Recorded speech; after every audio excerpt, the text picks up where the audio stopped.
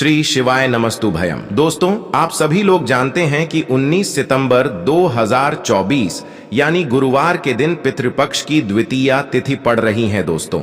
और यह वह गुरुवार है जो पितृपक्ष महीने में पड़ने वाला सबसे बड़ा गुरुवार है, क्योंकि यह पितृपक्ष महीने में पड़ रहा है।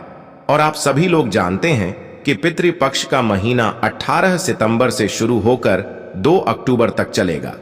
गुरु जी ने कहा कि इस पितृपक्ष महीने का अपना एक अलग महत्व होता है। पितृपक्ष महीने में आपके पितर इस धरती पर आते हैं और अगर हम उनको प्रसन्न करने के लिए कोई भी उपाय करते हैं तो वह आपसे प्रसन्न हो जाते हैं। तो दोस्तों, इस गुरुवार के दिन आपको यह उपाय अवश्य ही करना चाहिए। और दोस्तों, आप सभी लोग जानते हो, गुरुवार का अगर सबसे बड़ा कोई उपाय है तो वह 2 चुटकी काला तिल वाला उपाय है। तो दोस्तों, इस गुरुवार द्वितीया के दिन आप लोगों को इस 2 चुटकी काला तिल वाला उपाय को जरूर करना है।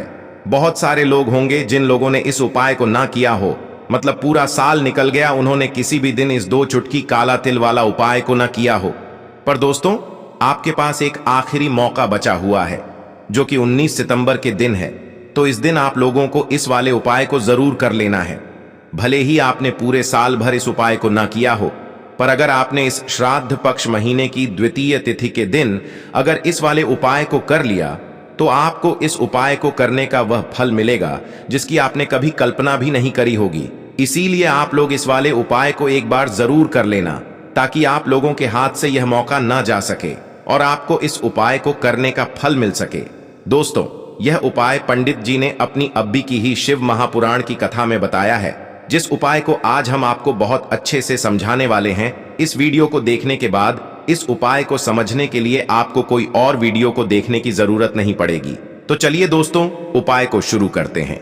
देखिए, यह इस पितृपक्ष महीने के गुरुवार के दिन यह इतना खास होता है, इतना महत्वपूर्ण होता है। देखा गया है कभी कभी बड़े बड़े पूजा पाठ अनुष्ठान से जो मनोकामना पूर्ण नहीं होते, वह पितृपक्ष महीने के दिन एक छोटे से उपाय करने से ही आपकी मनोकामना पूर्ण हो जाती है।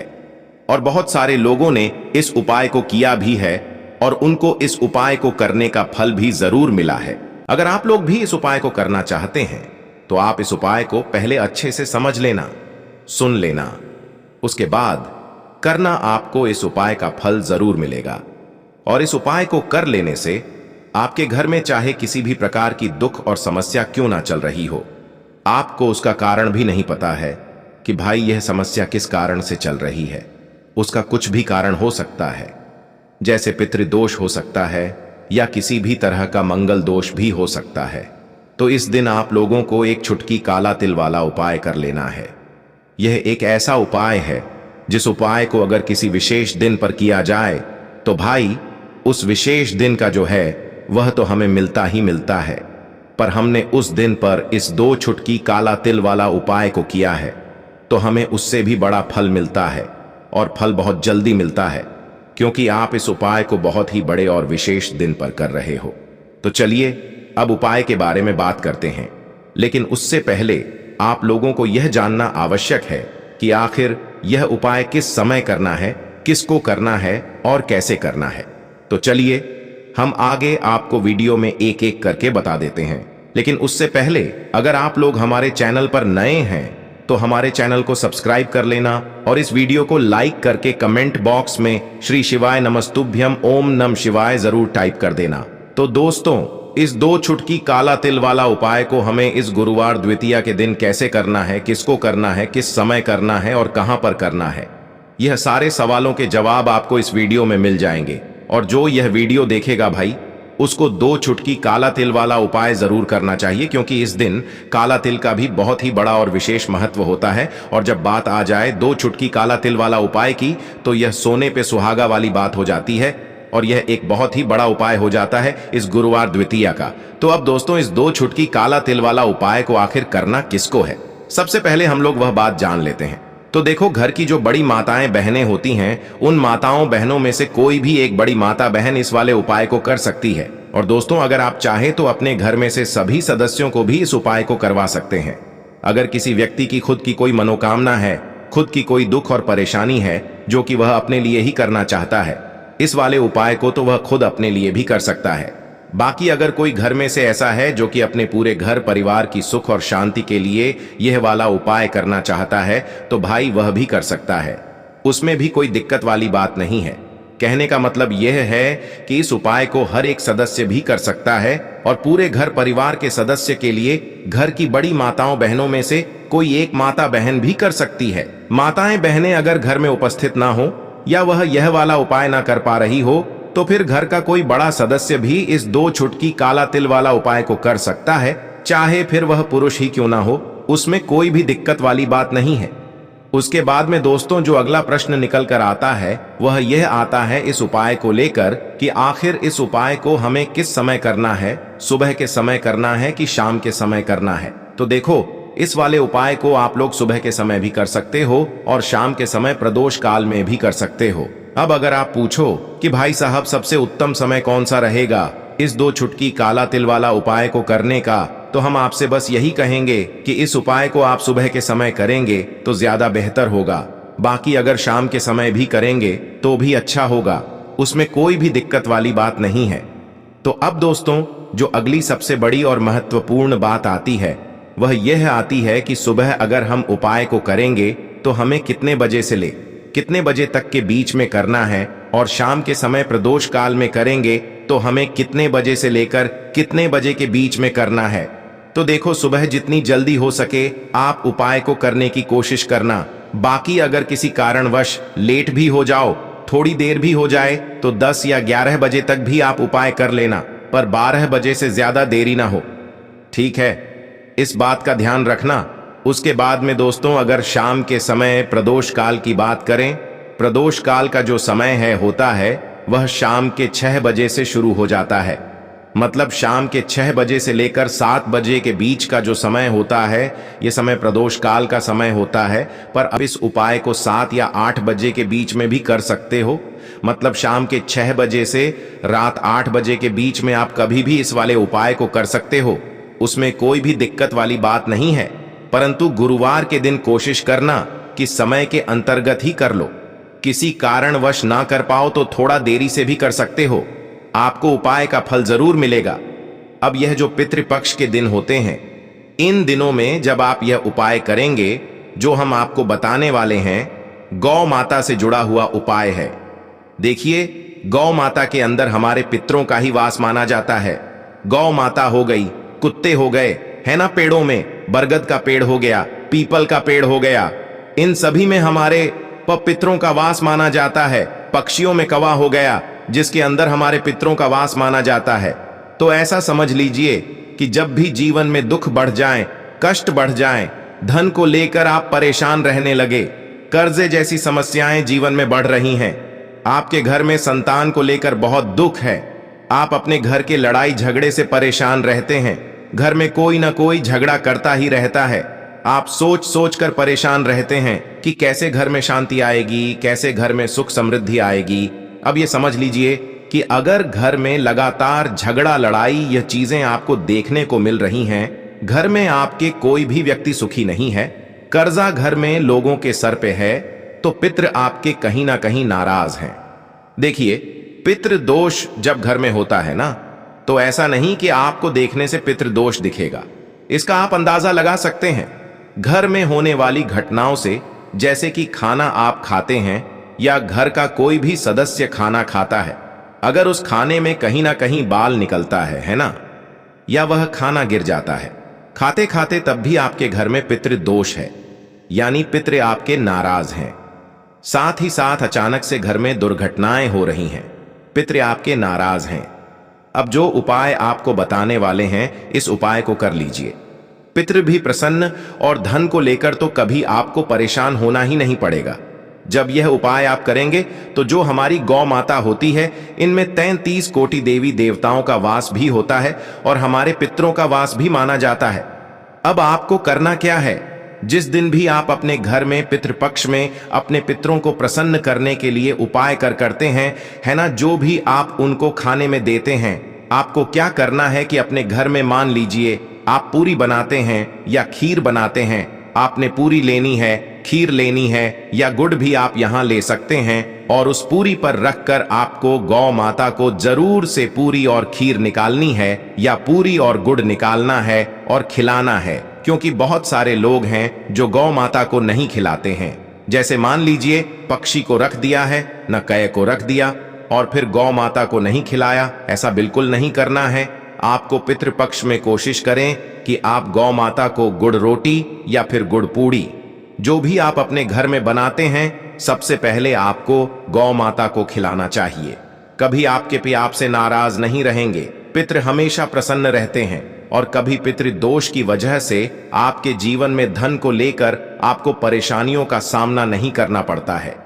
पैसों की कमी कभी उस घर में नहीं आती है जिस घर के पितृ प्रसन्न रहते हैं। देखिए, बहुत बार ऐसा होता है कि अच्छा खासा काम भी बिगड़ जाता है, व्यापार खराब होने लगता है, तो कहीं ना कहीं पितृ दोष की वजह से भी ऐसी घटनाएं होती हैं। इसलिए कोशिश करें कि इस बार चाहे एक बार ये उपाय आप करें, अगर ज्यादा बार कर लेते हैं तब तो बहुत उत्तम है। जितने ज्यादा दिन आप पितृपक्ष में ये उपाय करेंगे कि गौ माता को गुड़ रोटी या गुड़ पूड़ी खिलाएंगे या फिर हरी घास खिला देते हैं, तो ऐसा समझ लीजिए कि पितृ इतने प्रसन्न हो जाएंगे कि कभी जीवन में दुखों को आने नहीं देंगे।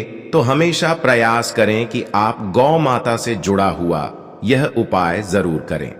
चलिए अब बात कर लेते हैं अपने दूसरे उपाय की, जो कि पितरों को प्रसन्न करने के लिए है और घर में स्थिर लक्ष्मी के वास के लिए। मतलब कभी आपके घर में ऐसा नहीं होगा कि आज पैसा आ रहा है और कल पैसा नहीं आ रहा है। ऐसा बहुत सारे घरों में होता है कि पैसा आता है तो रुकता नहीं है, और अगर पैसा रुकता है तो फिजूल खर्ची बहुत होती है, धन की बर्बादी बहुत होती है, जिससे कि घर के सदस्य बहुत ही परेशान रहते हैं। अब ज्यादातर लोग की ये समस्या होती है कि धन की बर्बादी हो रही है और घर में पैसा नहीं रुक रहा है। अगर आपके साथ भी ऐसा है तो बिल्कुल से आपको यह दूसरा उपाय सुनना चाहिए और इसे पितृपक्ष में जरूर करना चाहिए। देखिए, आपको यहां पर क्या करना है कि काला तिल लेना है। काला तिल पितरों को सबसे प्रिय होता है। आपको क्या करना है, 2 से 3 चुटकी काला तेल लेना है और आपको लेना है यहां पर एक मिट्टी का दीपक। उसके अंदर आपको तिल का तेल डालना है या फिर सरसों का तेल भी आप डाल लें। अगर आपके पास तिल का तेल ना हो तो इसी के अंदर आपको 2 से 3 चुटकी काला तेल डालना है। और यह दीपक आपको कहां लगाना है? यह दीपक आपको लगाना है अपने घर के मुख्य द्वार पर। जैसे ही आप पितृपक्ष में यह उपाय करेंगे, मुख्य द्वार पर दीपक लगाएंगे, अपने पितरों से क्षमा याचना करेंगे, मां लक्ष्मी का ध्यान करेंगे, श्री हरि विष्णु का ध्यान करेंगे। ऐसा समझ लीजिए कि स्थिर रूप से मां लक्ष्मी आपके घर में आएंगी। कभी ऐसे घर को छोड़कर मां लक्ष्मी नहीं जाती है जिस घर के मुख्य द्वार पर दीपक जलाया जाता है। देखिए, दीपक तो मुख्य द्वार पर आपको हमेशा जलाना चाहिए, क्योंकि मां लक्ष्मी प्रतिदिन भ्रमण पर निकलती हैं शाम के समय, और जिस घर के द्वार पर दीपक जला होता है, हमेशा ऐसे घर में ही मां लक्ष्मी का वास होता है। हमेशा ऐसे घर में मां लक्ष्मी आती हैं और फिर कभी ऐसे घर को छोड़कर नहीं जाती हैं। दूसरी चीज कि तिल का जो महत्व होता है यह बहुत ही ज्यादा बढ़ जाता है। पितृपक्ष में तिल के तेल का दीपक जलाते हैं, या फिर आप सरसों के तेल का दीपक जो जला रहे हैं उसी में आपने 2 चुटकी तेल डाल लिया, तो ऐसा समझ लीजिए कि फिर आपके पितृ आपसे प्रसन्न होते हैं और कभी ऐसे घर पर कोई दुख, कोई संकट नहीं आता है। पैसे को लेकर तो पैसे की समस्याओं को दूर करना है, बैंक बैलेंस को बढ़ाना है और अपने घर में सुख समृद्ध दिलानी है, कलेश दूर करना है ना। तो ये बहुत ही उत्तम उपाय है। पितृपक्ष में जितने ज्यादा दिन ये उपाय कर लेंगे ना, उतना बहुत ही ज्यादा, ऐसा समझ लीजिए कि लाभ ही लाभ आपको यह उपाय देगा। चलिए अब बात कर लेते हैं अपने तीसरे उपाय की। जो लोग कहते हैं कि भाग्य ही साथ नहीं देता, जीवन में दुख ही दुख लिखे हैं, हर तरफ से जीवन में दुख आ रहे हैं, कष्ट आ रहे हैं, पैसों की समस्या आ रही है, घर में बीमारियां प्रवेश कर रही हैं, घर का लड़ाई झगड़ा बंद नहीं हो रहा है ना, बैंक बैलेंस नहीं बढ़ रहा है, कारोबार बिल्कुल चल नहीं रहा है, तो सारी तरह की समस्याएं आपके जीवन से दूर करते हैं महादेव, जो कि देवों के भी देव हैं। अब महादेव अगर किसी को आशीर्वाद दे दे और इनकी कृपा जिसको मिल जाए उसके जीवन में कभी कोई संकट आने ही नहीं देते हैं। अब आपको बता दें कि जो उपाय आपको बताने वाले हैं, पितृ भी प्रसन्न हो जाएंगे। कुंडली में अगर कोई दोष है, कोई वास्तु दोष है, वह भी दूर हो जाएगा और महादेव ऐसा आशीर्वाद आपको देंगे कि जीवन में कभी कोई संकट, कोई दुख नहीं आएगा। सबसे बड़ी बात, अगर काम आपका बिगड़ता है, कोई भी काम करने जाते हैं बार बार बिगड़ जाता है, तब तो यह उपाय आपको जरूर से करना चाहिए। 2 चुटकी काला तेल लेना है, 1 लोटा जल लेना है, अपने घर का ही जल लेना है। बस यह चीज ध्यान रखें, 2 चुटकी काला तिल डालेंगे और यह लोटा या जो भी पात्र आपने लिया है, अपने घर से जल जिसमें भरा है, 2 चुटकी तिल डालकर महादेव की शिवलिंग पर आपको यह जल अर्पित करना है। अब यह उपाय जो व्यक्ति पितृपक्ष में करता है, उसकी कुंडली में अगर कोई दोष है वो दूर हो जाता है, भाग्य में दुख लिखे हैं वो दूर हो जाते हैं, कोई मनोकामना पूरी नहीं हो रही है, मनोकामना पूरी हो जाती है। पितृ भी अगर नाराज है ना, तो पितृ भी प्रसन्न हो जाते हैं। और देवों के देव महादेव जो है ना, कभी आपके जीवन में, कभी आपके धन पर कोई संकट नहीं आने देते हैं। हमेशा आपके जीवन में, आपके घर में सुख समृद्धि सब कुछ आती है। आप अपने जीवन में बहुत आगे जाते हैं। जब इस उपाय को करते हैं, सच्ची श्रद्धा से करेंगे तो उपाय सफल होगा और इसका चमत्कार आपको थोड़े दिनों के अंदर ही अपने जीवन में देखने को मिल जाएगा। तो महादेव की कृपा प्राप्त करना ऐसा समझ लीजिए कि आने वाली पीढ़ियां भी सुख ही सुख देखती हैं जो उनकी कृपा प्राप्त कर लेता है। तो कोशिश करें कि महादेव को प्रसन्न करें और इस उपाय को सच्ची श्रद्धा से करें। महादेव अपने भक्तों के जीवन में कभी कोई दुख और संकट नहीं आने देते हैं और आपके हमेशा प्रसन्न रहते हैं जब आप इस उपाय को करते हैं। तो दोस्तों, यह थे पूज्य गुरुजी द्वारा बताए गए कुछ बहुत ही खास उपाय। अगर आपको जानकारी अच्छी लगी हो तो वीडियो लाइक करिएगा। मिलते हैं फिर एक नए वीडियो के साथ। श्री शिवाय नमस्तुभयम।